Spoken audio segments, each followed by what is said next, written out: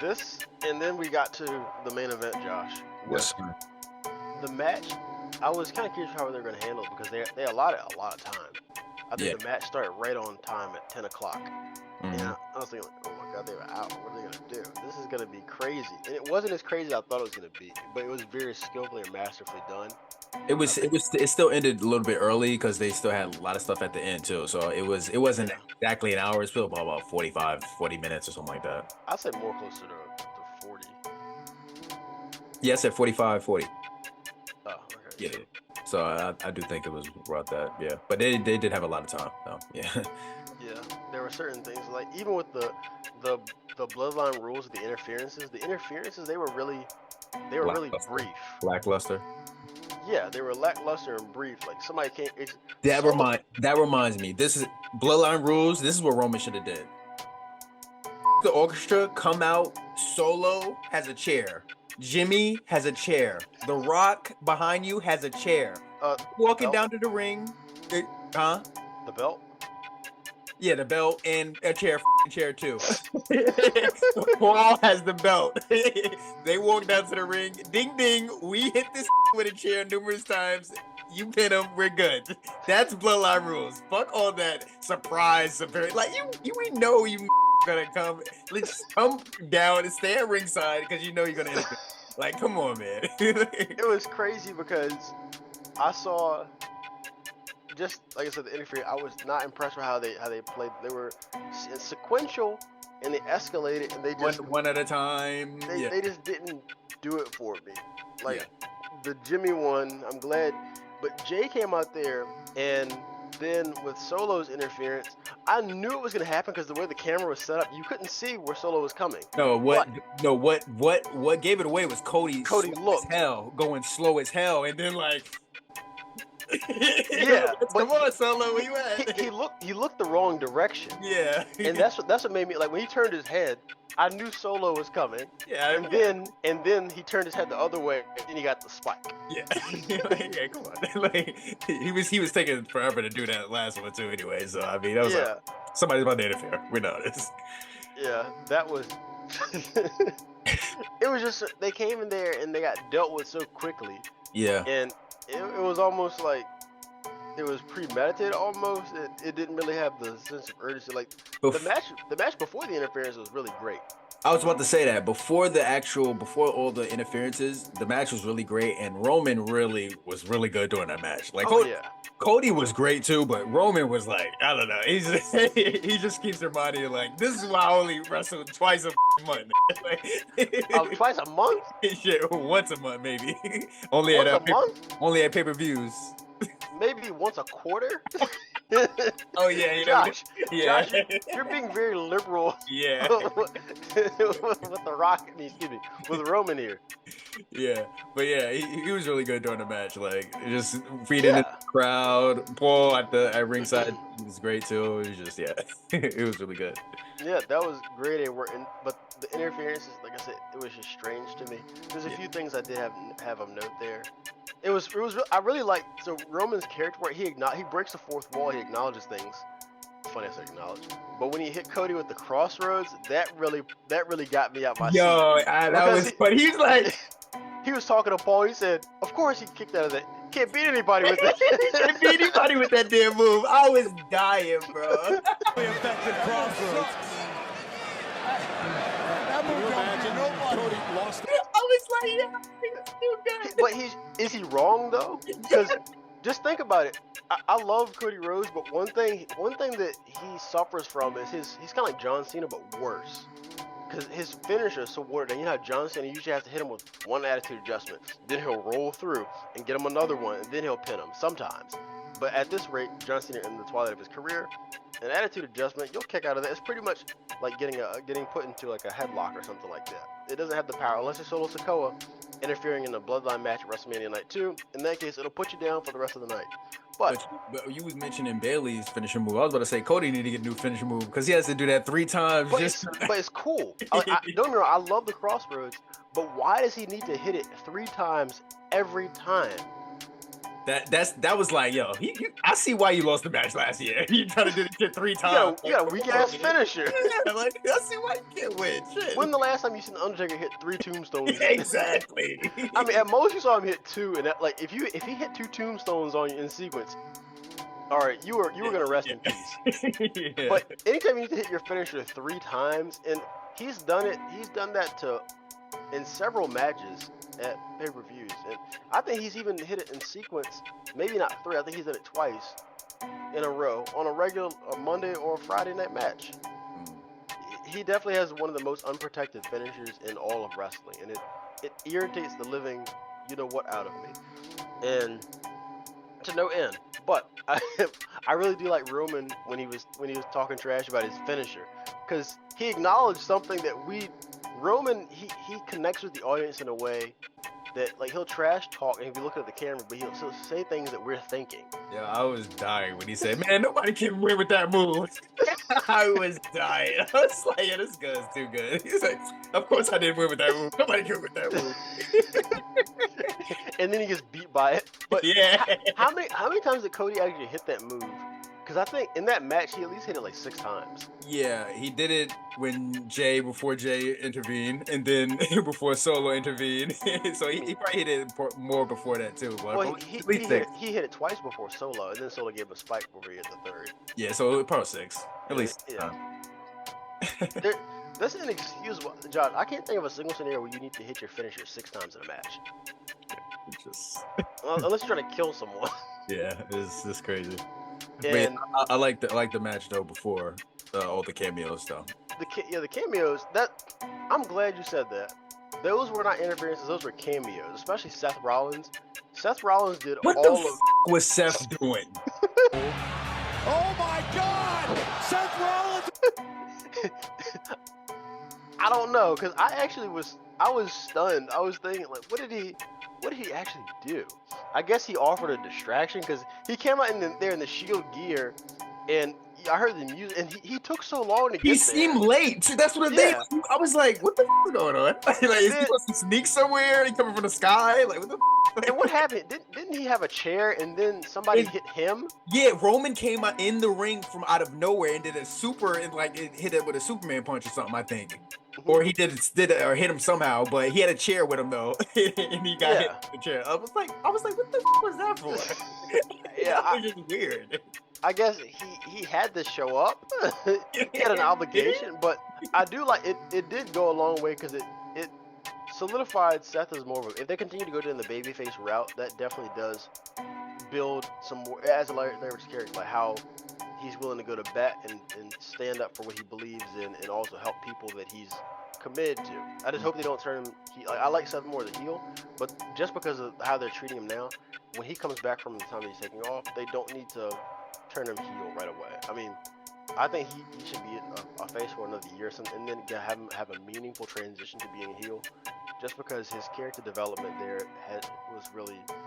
It's something that's not to be scoffed at, but he did all of Jack's when he interfered in this match, or came to Cody's rescue, if you can call it that. Now, the funny thing is, it was when The Rock was in the ring and Roman, like, he was going after The Rock, and then Roman came out of nowhere and just like hits him, and it was just like, okay. And then The Rock takes out the belt, and then that's when, like, yeah. But that was crazy. This is how I feel like they should have positioned The Rock. He should have been like pretty much Solo 2.0. Solo that actually gets the job done for The Rock, for Roman. And because Roman was the star of the show tonight. He like the build towards WrestleMania, absolutely not. He was definitely backseat, but when it came to the actual show where he was around and present more in the ring, oh yeah, he was a star. And that's not taking anything away from The Rock, but that's the proper perspective. Roman is the champion. You're a part-timer coming to help a part-timer. You know, just have that in mind. But it was the cameos, like you said, they were really fun. I told you John Cena was coming. Well, I mean, that's not surprising. I mean, I've read some stuff too that he was in Philadelphia, so I mean, I wasn't really surprised at that. I didn't read that, but to me it just made sense. Yeah. I mean, Solo too. Yeah, perfect time. Him getting back. Jay was a given. Yeah, and I love, yeah, Jay was definitely a given. I loved The Rock coming out right after that, and them coming face to face, and then them like basically them feeding off the crowd, them looking at the crowd like That was so dumb. Like I get it, but it was dumb too because why was it not more like on site? Because if John Cena was actually there to help and he was fed up with how the Bloodline was behaving, why did he hesitate so much? And then he just caught a rock bottom. weird. I think that goes to John Cena being out of shape and being old John Cena. But yeah, I think part of it was I took it as last time they was cool, and of course The Rock was a babyface, and they made up and everything, and of course yeah John, but they never act. This is the first time really interacting, so they was kind of coming face to face like. No, they've interacted like within the past. No, I'm talking about since years. The Rock has been heel. Oh yeah, for sure. Yeah, so they haven't. Yeah, so since The Rock's been heel, this is basically the first time coming face to face since that, and John basically getting back at the Bloodline or Solo anyway. Yeah. Because of what happened. So, but I love the John Cena cameo. I love him coming out and doing his thing to Solo, and then the face over Cena Rock, then getting rock bottom. The Undertaker was. I had right before the show, I had heard something to where there was a plan for him to appear, and I mean, I said that'd be cool, but to me, it would have made so much more sense if they had Stone Cold. I mean, as much as everybody loves the Undertaker, I think people would pop more for Stone Cold just because when I think about The Rock, I think about his biggest opponents, even though he did have quite the feud with the Undertaker, and he actually has tag team championships, tag team champions, and won the championships with the Undertaker before. But I think when I think of his greatest rivals, Stone Cold is over the Undertaker when it comes to The Rock. And I mean, just dishing out a stunner to The Rock, that would have been awesome. And then, but I mean, the Undertaker, he's kind of like lawful evil in the sense that he doesn't tolerate BS, and he came there to I guess execute orders or exact punishment. I did not like the Undertaker cameo. You did not? Why? I wasn't a fan. It was just, I didn't need it. It was just like, why? Well, how would you dispose of The Rock then, I ask? I like the Stone Cold idea way better than the Undertaker idea. Yeah, it makes more sense. We know what I like better? I like the Brock Lesnar. I still like Brock Lesnar idea too. That would have worked too. I can't remember. It was somebody was doing something, and then the Undertaker made a cameo and did the same thing. And yeah, it was effective. I like the fact that the Undertaker had Cody Rhodes back.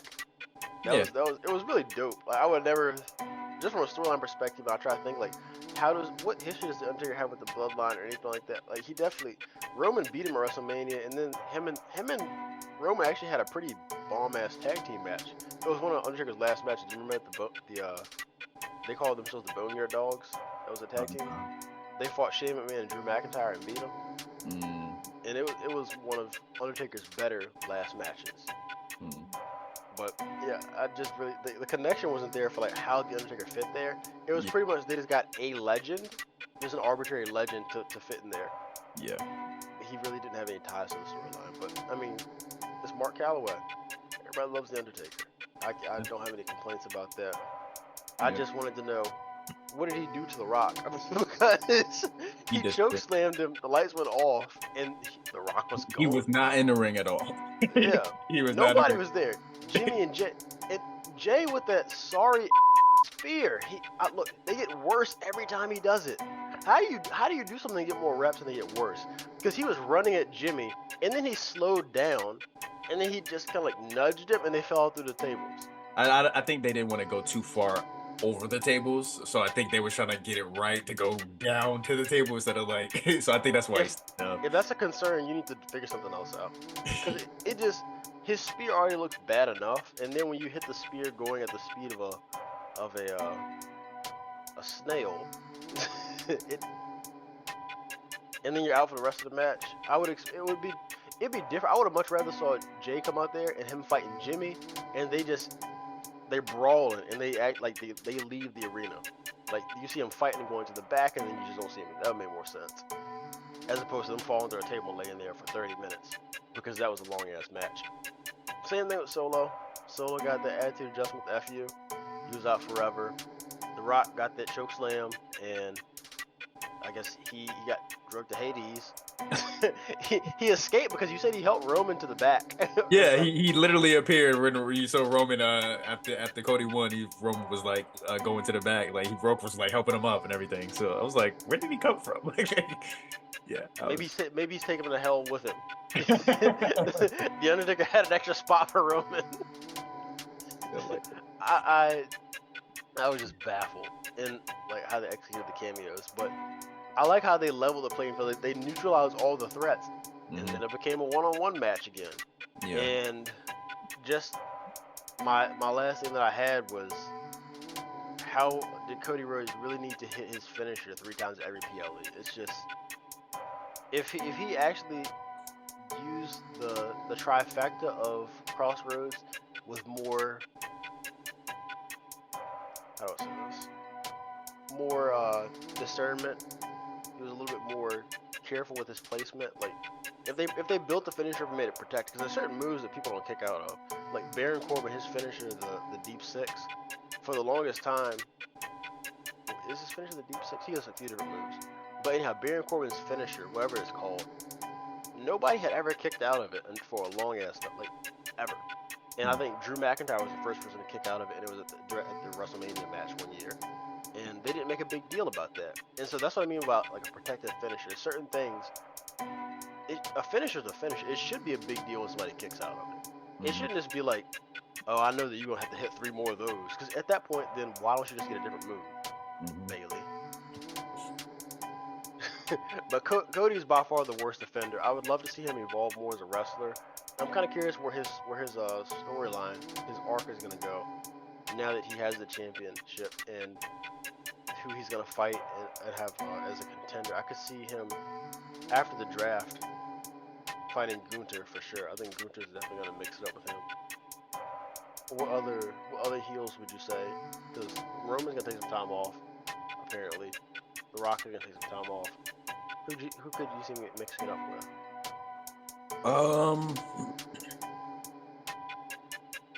I think Gunther is a good one. But he's not gonna win. Who? Gunther. He's not gonna take the belt from Cody already. It's too soon. Yeah, I didn't say that. I just said I think. But I'm saying like to challenge him. He can't be the first one though. Oh, you don't think he's gonna be the first one? But that's what I'm trying to think. I don't know. I don't know. I have to see. You sure Roman's taking time off? He was taking time off when he had the championship. Josh. I mean, not like I'm not asking is he gonna fight tomorrow night on Monday Night Raw. I know what you're saying, but I don't know. I could see him making a comeback because you know how he says he would retire if he lost the match. Yeah. Just heel work. He's gonna come back. I think he's gonna jump Cody after one of his title defenses or something like that, and set up a rematch at SummerSlam. I don't know. I still think we can get Roman and Rock. Well, we are most certainly going to get a Roman and Rock, but the question is how we're going to get there. Yeah. I think they're gonna lose faith in Roman as the tribal chief. Possible. So we gave you all the help and you still couldn't beat Cody 1-on-1.